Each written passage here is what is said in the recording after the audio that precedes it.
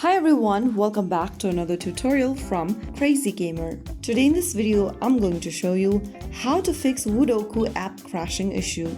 If Woodoku keeps crashing or freezing on your device, it can ruin your gameplay.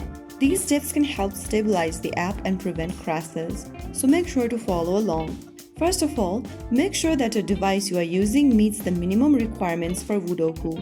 It must be Android 5.0 or higher or iOS 11.0 or higher. Make sure your device has sufficient RAM or storage that can cause crashes. Once you've made sure about the device compatibility, the next thing to do is to update Woodoku.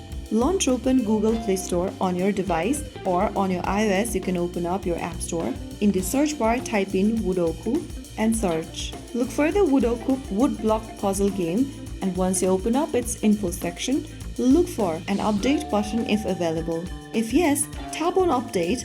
Updates often fix bugs and crashes, so once you do that, you will be able to update to the latest version of Woodoku. Now launch Woodoku app again and check if the app still crashes. If the problem still persists, then you can clear out your cache data for Woodoku application.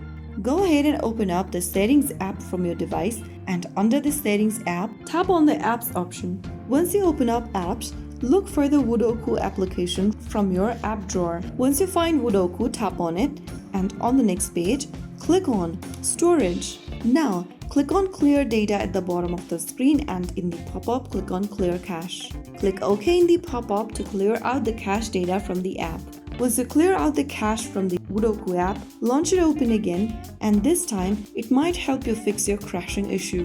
Clearing cache will remove temporary files that might be causing the crashes. Once you do this, you will be able to fix your crashing issue for Woodoku application on your smartphone or your tablets.